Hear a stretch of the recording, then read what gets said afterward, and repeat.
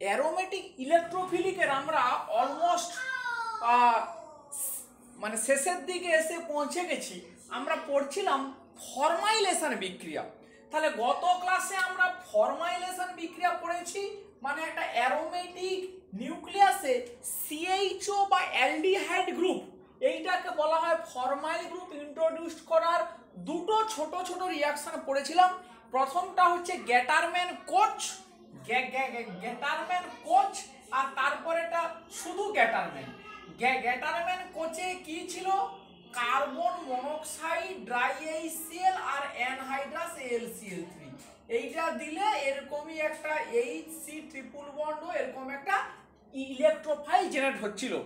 এই মেথডটার ড্রব্যাক কি ছিল না, খুব অ্যাক্টিভেটেড নিউক্লিয়াস লাইক ফেনল বা অ্যানিসোলে এই রিয়াকশনটা কাজ করে না। তো ওর জন্য কি চাই আমাদের? গ্যাটারম্যান রিয়াকশন। সেখানে কি দেওয়া হয়েছিল? হাইড্রোজেন সায়ানাইড আর অ্যাসিড, এটা দিলে HC ট্রিপল বন্ডেড NH+, এরকমই একটা ইলেকট্রোফাইল অ্যাটাক করে ইমিন তৈরি হবে, which will undergo acid catalyzed hydrolysis to give you the aldehyde. পরে হাইড্রোজেন সায়ানাইডের পরিবর্তে জিঙ্ক সায়ানাইড ব্যবহার করা হয়েছিল to avoid the evolution of poisonous hydrogen cyanide gas. বেশ, এইবারে আমরা দ্য মোস্ট ইম্পর্টেন্ট রিয়াকশন পড়ব উচ্চ মাধ্যমিকে পড়া, রাইমার টাইমেন বিক্রিয়া, রাইমার টাইমেন রিয়াকশন। তাহলে রাইমার টাইমেন বিক্রিয়াটা আগে আমরা লিখি যে phenol OH plus chloroform CH3NaOH দিয়ে ট্রিট করলে কি তৈরি হয় না, অর্থো হাইড্রক্সি বেঞ্জালডিহাইড প্লাস প্যারা হাইড্রক্সি বেঞ্জালডিহাইড। রাইমার টাইমেন বিক্রিয়াতে এইটাই তৈরি হয়। ক্লোরোফর্ম আর NaOH দিলে অর্থো বা প্যারা পজিশনে অ্যালডিহাইড গ্রুপ ইন্ট্রোডিউস হচ্ছে। This reaction is called Reimer Tiemann বিক্রিয়া। বেশ, তাহলে এই রিয়াকশনের মেকানিজমটা আমাদের ডিটেলস স্টাডি করতে হবে, একদম ডিটেলস। যেভাবে বলছি সেইভাবে একটু খেয়াল রাখ। ক্লোরোফর্ম CHCl3, তাতে OH- দেওয়া আছে, কি তৈরি হবে? CCl3-। CCl3- থেকে কে বেরিয়ে যাবে? Cl-, কি তৈরি হবে? CCl2 dot, ডাইক্লোরোকার্বিন। কার্বিন মানেই সেক্সটেট which is electron deficient, so this is the electrophile. তাহলে কার্বিনটাই এই রিয়াকশনে ইলেকট্রোফাইল, ডাইক্লোরোকার্বিন। এবারে অ্যালকালি মিডিয়াম আছে, অ্যালকালি মিডিয়ামে phenol will be converted to phenoxide, O-।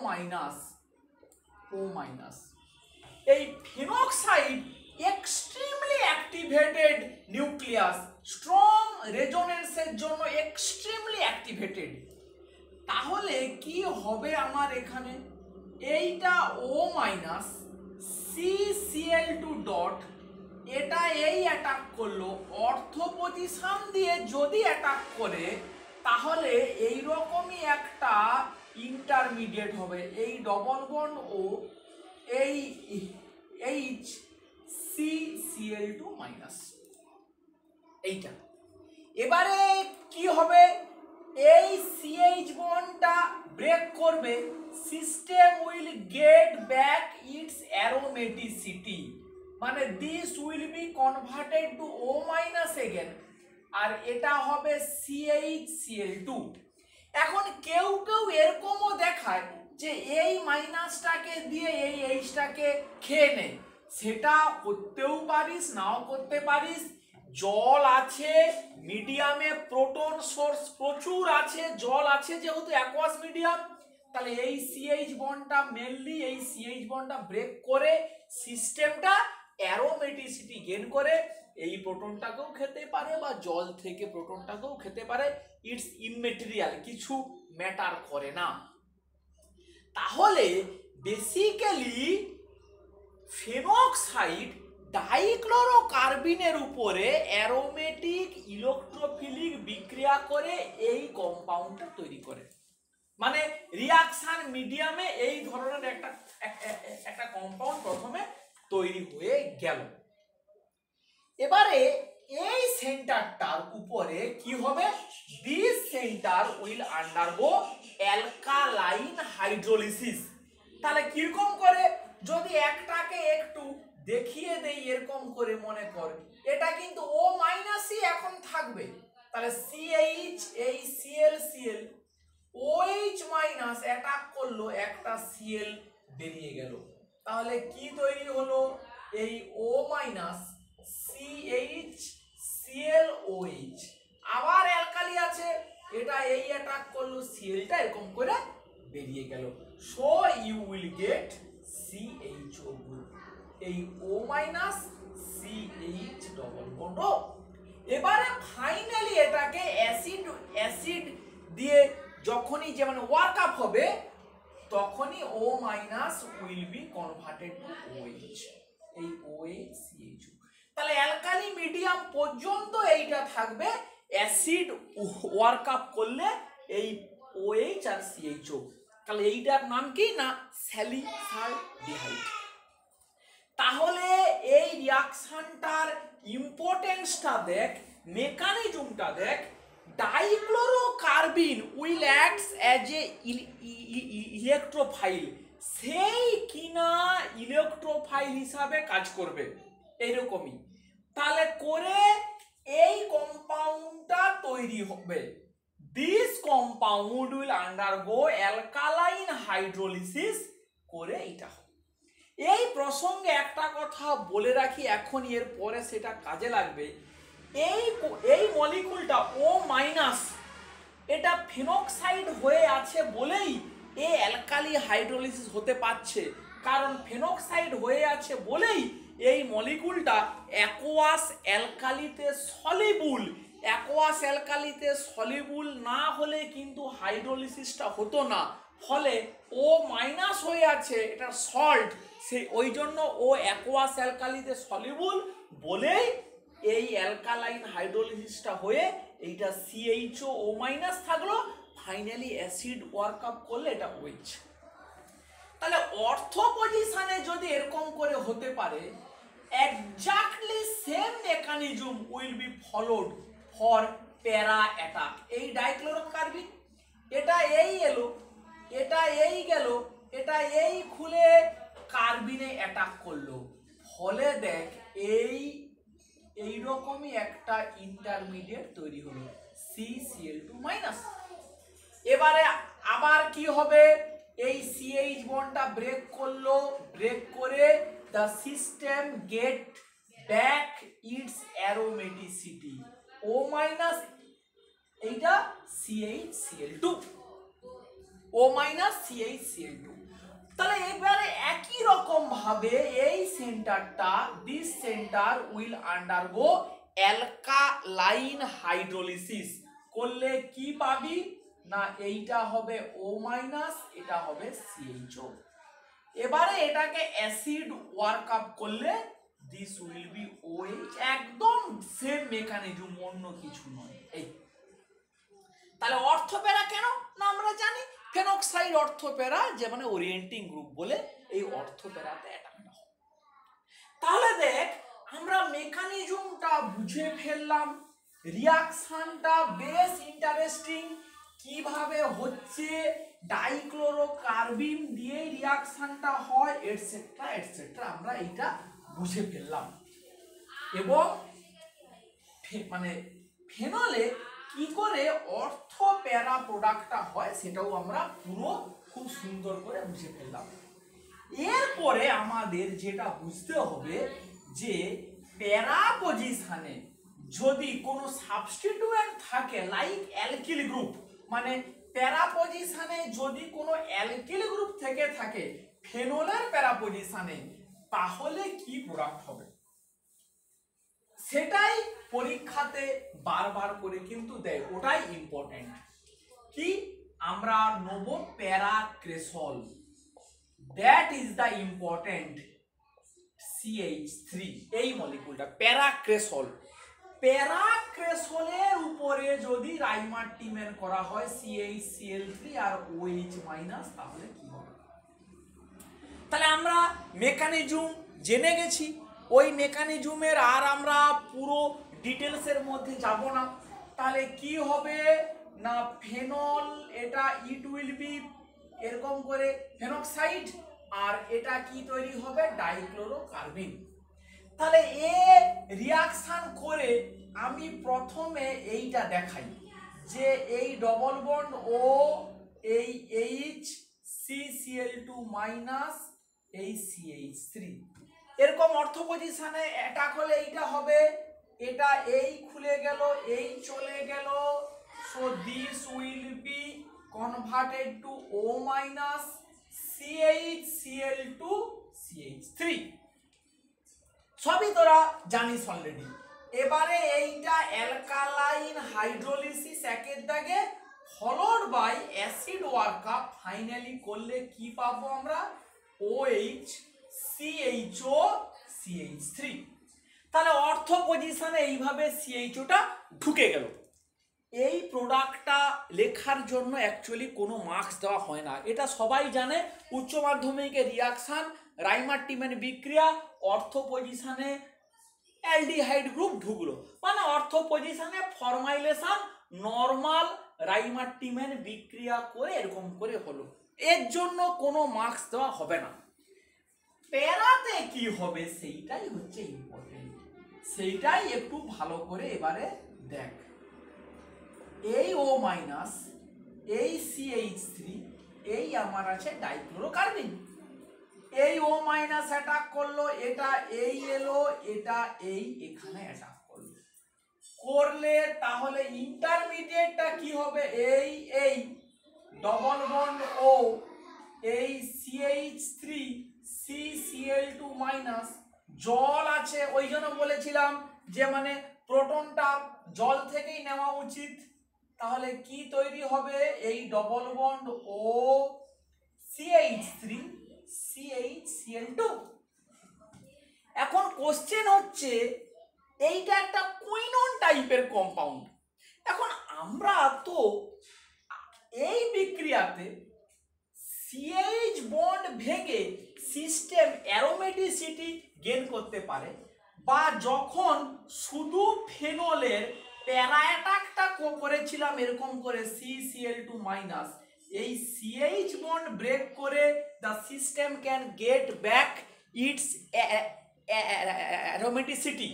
কিন্তু কার্বন কার্বন বন্ড মানে মিথাইল এই কার্বন বন্ডটা ভেঙে কখনো সিস্টেম অ্যারোমেটিসিটি পেতে পারে না, কারণ এটা ব্রেক করলে মিথাইল প্লাস তৈরি হবে, মিথাইল প্লাস কখনো বেরিয়ে যেতে পারে না, হাইলি আনস্টেবল। ফলে এই সিস্টেমটা অ্যারোমেটিসিটি গেইন করতে পারবে না, এটা এখানেই থাকবে। এবারে পরের কোশ্চেন হচ্ছে যে এই সেন্টারটার উপরে অ্যালকালাইন হাইড্রোলিসিস হবে কি হবে না, মানে এইটার উপরে অ্যালকালাইন হাইড্রোলিসিস হয়ে কি তৈরি হয়েছে, অ্যালডিহাইড। তাহলে কোশ্চেন হচ্ছে যে এর উপরে অ্যালকালাইন হাইড্রোলিসিস হবে কি হবে না, এর উপরে অ্যালকালাইন হাইড্রোলিসিস হবে না এই সেন্টারটার উপরে। তার কি কারণ অলরেডি বলেছি। এক নম্বর কারণ হচ্ছে এই কম্পাউন্ডটার দিকে তাকা, O-, এটা O- হয়ে আছে, ফলে এই কম্পাউন্ডটা হাইলি পোলার, এই কম্পাউন্ডটা highly polar, it is soluble in aqueous alkali, ফলে অ্যালকালি এর উপরে রিয়াকশন করতে পারছে।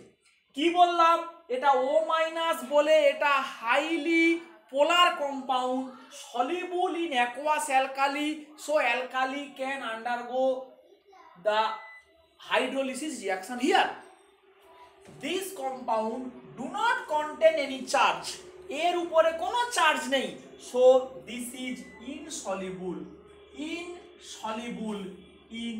aqueous alkali, aqueous alkali তে soluble নয়, so hydrolysis will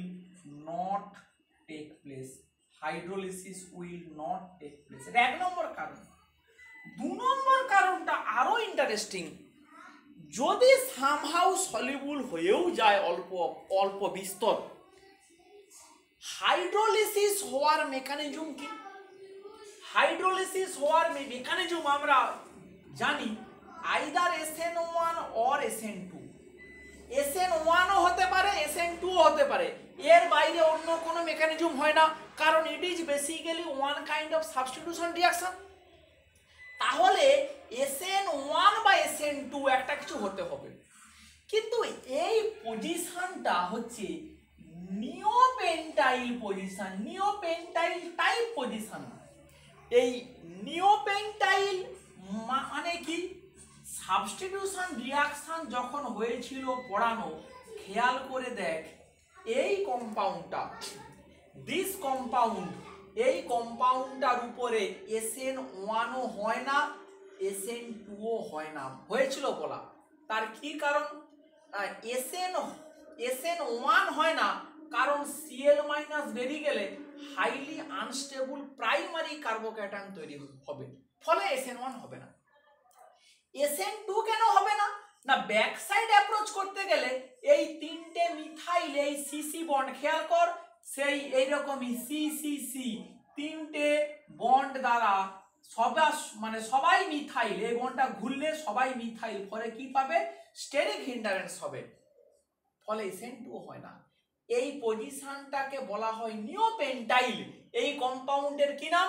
নিওপেন্টাইল chloride, নিওপেন্টাইল chloride. আর এই নিওপেন্টাইল পজিশনটার কি মানে?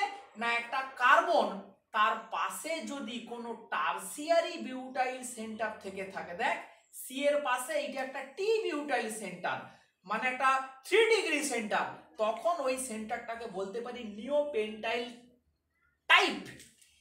এই সেন্টারটার পাশে এই কার্বনটা দেখ, এই কার্বনের সঙ্গে এই সি একটা সি, এটা দুটো সি, এইটা 3টে সি।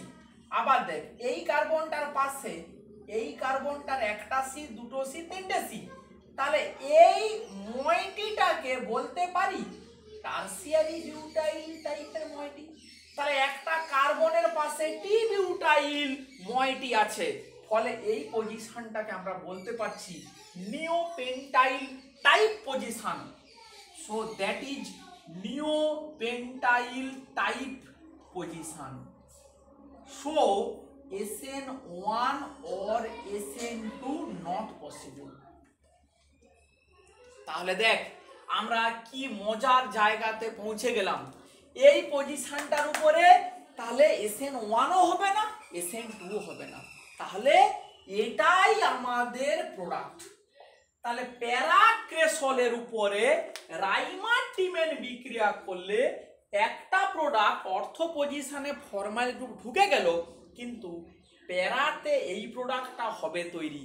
পুরো নম্বরটা দেওয়া হবে এই প্রোডাক্টটা দেখানো এবং এই সেন্টারটা কেন হাইড্রোলিসিস হবে না, এই দুটো পয়েন্ট বলতে হবে, তবেই ফুল মার্কস দেওয়া হয়, না হলে কিন্তু নম্বর এখানে কেটে দেওয়া হয় বা দেওয়াই হয় না। এত ইম্পর্টেন্ট এই রিয়াকশনটা। তাহলে রাইমার্টিমেনের ফেনলের প্যারা পজিশনে কোনো সাবস্টিটিউয়েন্ট থাকলে সে তাহলে আর মানে অ্যারোমেটিসিটি গেইন করতে পারে না, ওই কুইনন টাইপের স্ট্রাকচার হয়েই থেকে যায়। এইটা মাথায় রাখতে হবে এবং খুব ক্লিয়ারলি এটাকে ব্যাখ্যা করতে কিন্তু হবে। তাহলে এইটা আমাদের গেল গিয়ে রাইমার্টিমেন বিক্রিয়া। আচ্ছা, আর যদি এই রাইমার্টিমেন বিক্রিয়ার একটা আমরা এক্সাম্পল আমরা একটু দেখাই।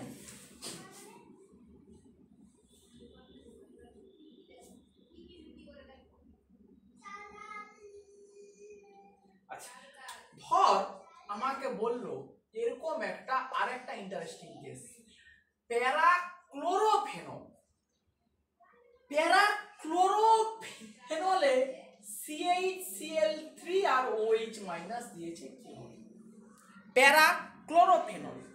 তাহলে একটা প্রোডাক্ট নরমাল অর্থ পজিশনে এই OH এই Cl CHO এইটা ঢুকে গেল।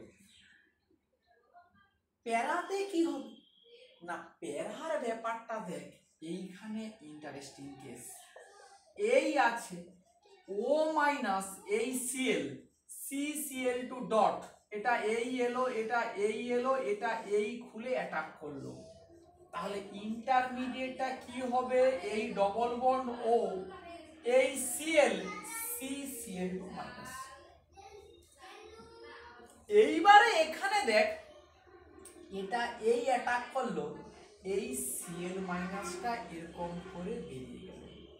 একদম এগুলো কিন্তু case to case individual example. এই Cl Cl এরকমই একটা ইন্টারমিডিয়েট তৈরি হলো। এরপরে OH মাইনাস এই জায়গাটাতে অ্যাটাক করলো, এইটা এই এলো, এই গেল, এইভাবে সিস্টেম অ্যারোমেটিসিটি গেইন করলো। এই O minus C Cl Cl OH। এবারে এটা এই অ্যাটাক করলো, একটা Cl বেরিয়ে গেল, তাহলে কি হবে, O minus C Cl double bond, আবার OH মাইনাস আছে, অ্যাটাক করলো, Clটা বেরিয়ে গেল। So you will get basically O minus C double bond OH। এটা তো এরকমই থাকবে না, অ্যালকালি মিডিয়ামে this will be O minus, this will be COO minus. Finally acid work up করলে কি পাবি, এটাও OH, এটাও COOH, প্যারা হাইড্রক্সি বেঞ্জোইক অ্যাসিড। তাহলে কি ইন্টারেস্টিং কেসটা দেখ, যে প্যারা ক্লোরোফেনলে করলে এইখানে অর্থতে CHO আসছে, এখানে প্যারাতে একটা অন্যরকমই প্রোডাক্ট হচ্ছে তৈরি, তার মেকানিজম হচ্ছে এইটা। তাহলে আবারও বলছি, এগুলো ইন্ডিভিজুয়াল কেস, এগুলো কিন্তু মাথায় রাখতে হবে, কম্পিটিটিভ এক্সামে কিন্তু এগুলো খুবই দেয়, খুব করে দেয়। বেশ, এইটা একটা আমরা এক্সাম্পল করে ফেললাম। আর একটা প্রবলেম দেখ, এগুলো সবই কিন্তু ইন্ডিভিজুয়াল প্রবলেম। এইরকমই একটা সিস্টেম দেখ,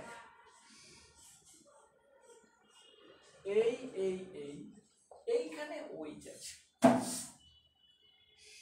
এরকম একটা মলিকিউল আছে CH Cl3 OH-।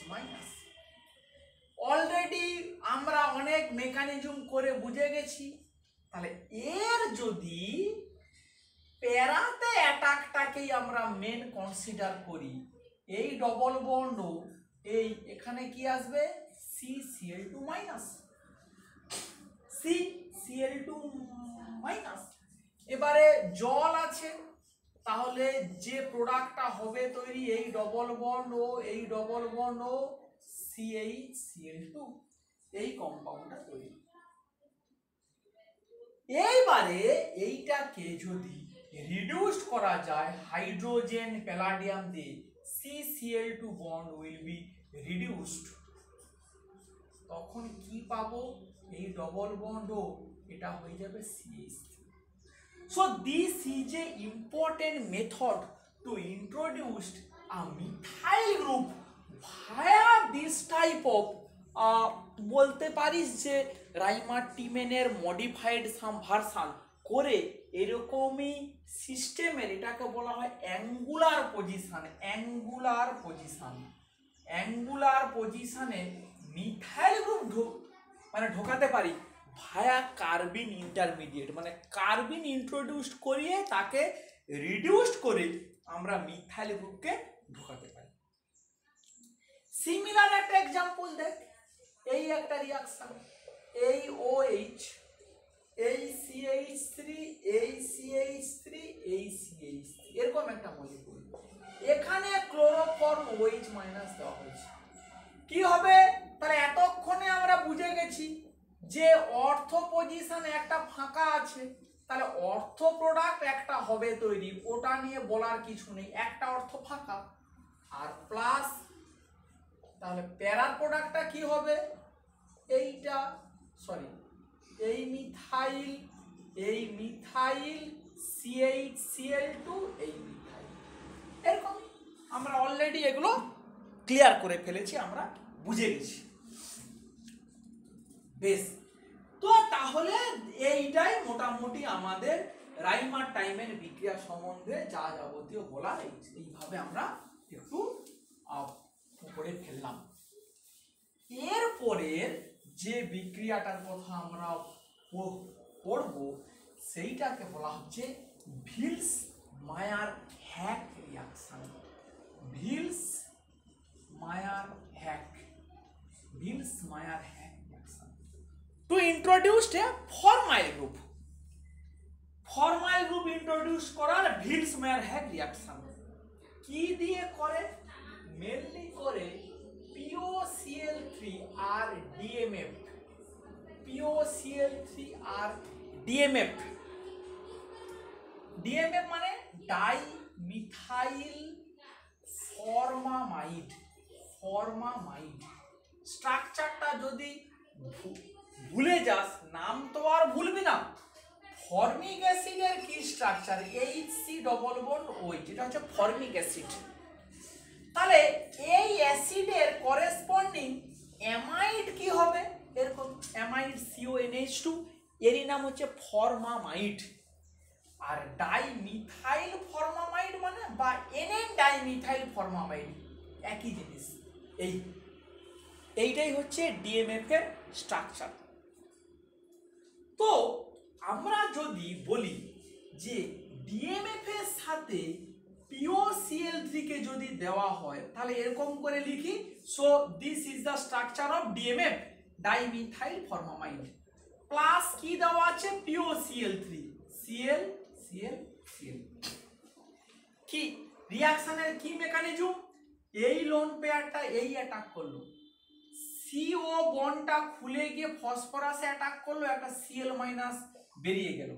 So you will get N double bond CHO, N এর মাথায় plus charge, P double bond O Cl plus Cl-।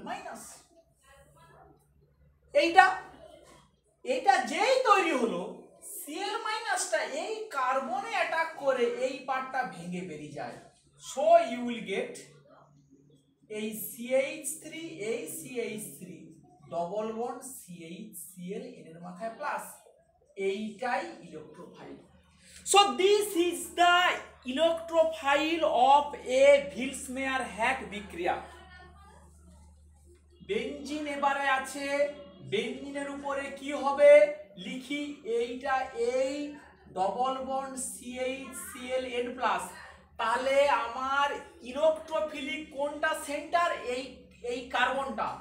তাহলে যে কোনো একটা পজিশন দিয়ে এখানে অ্যাটাক করাই, N এর প্লাস চার্জটাকে স্টেবিলাইজ করাই। তাহলে সিগমা কমপ্লেক্সের স্ট্রাকচারটা হবে কেমন? এই H CHCl N এরকমই, এইটা প্লাস, এইটা করে সিগমা এই মলিকুলটা তৈরি হলো।